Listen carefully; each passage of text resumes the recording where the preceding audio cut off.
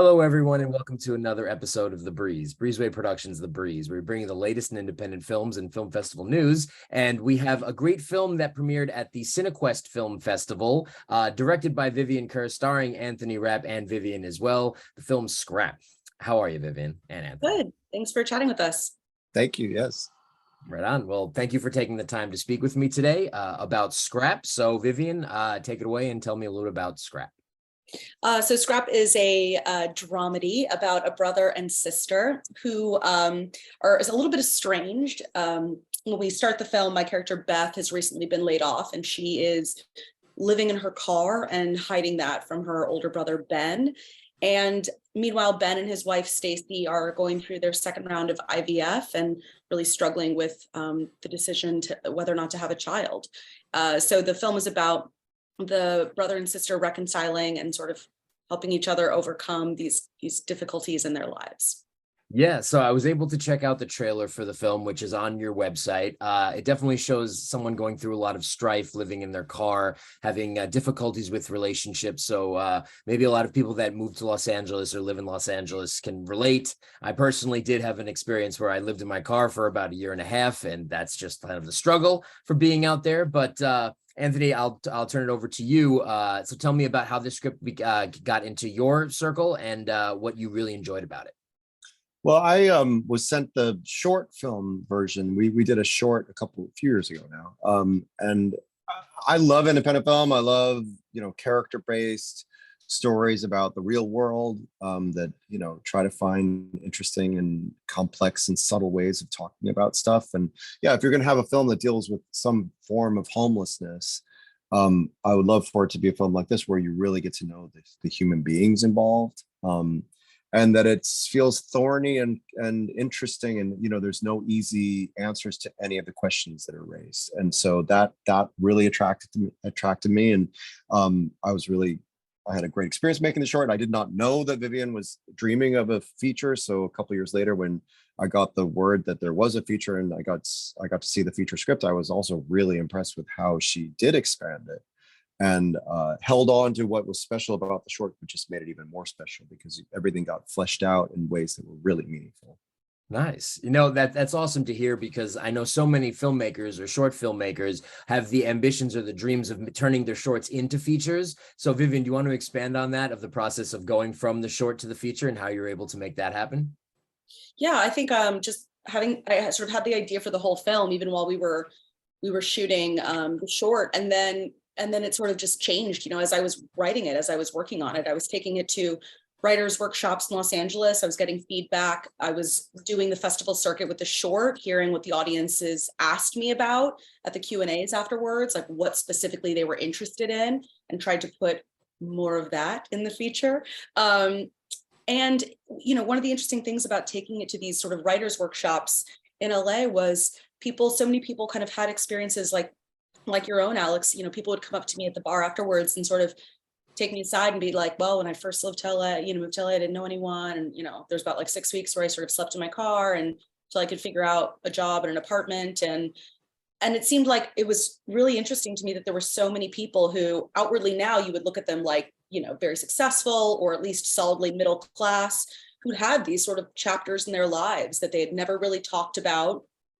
And so I felt like we were on the right track with the script, exploring homelessness from more of a middle class perspective, which so far the audiences seem to really relate to.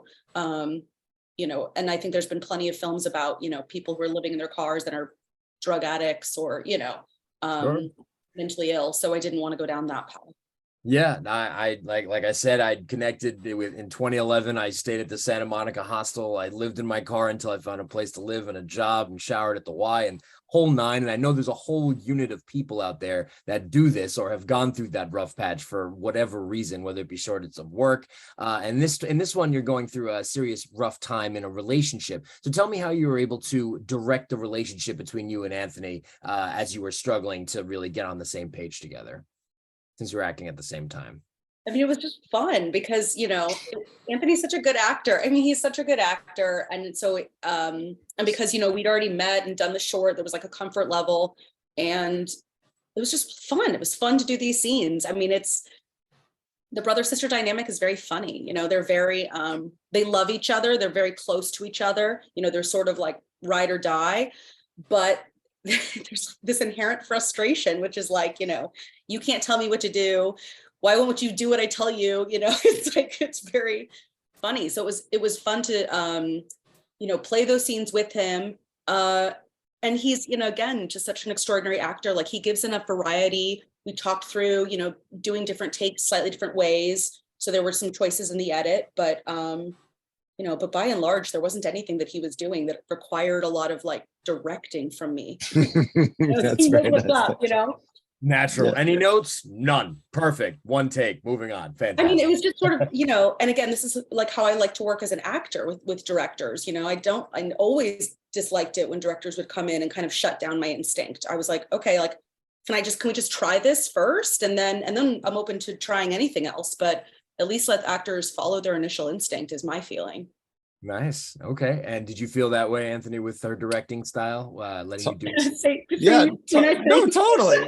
No, totally. I mean, you know, I love getting notes and love getting adjustments, but I also want to make sure that they feel like they're coming from a place of like, you know, organic interest in the complexities of things, and rather than like, you know, to make something like more, I don't know, slick.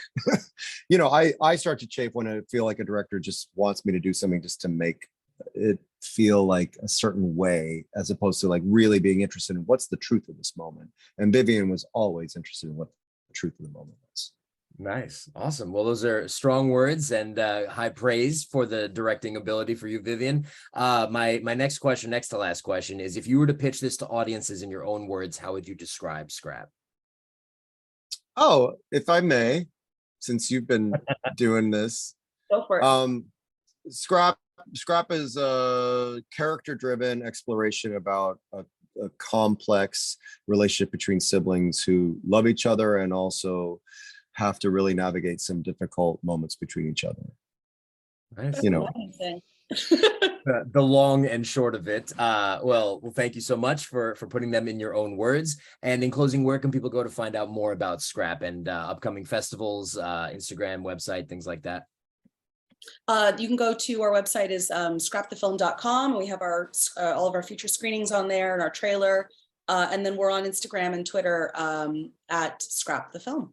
Awesome. Well, our audience and listeners will be able to check out the link below and all of the tags that'll lead you directly to those pages. And I want to thank you both, Vivian Kerr and Anthony Rapp, for taking the time to speak with me today on The Breeze about your film, Scrap. Thank you so much. Thank you.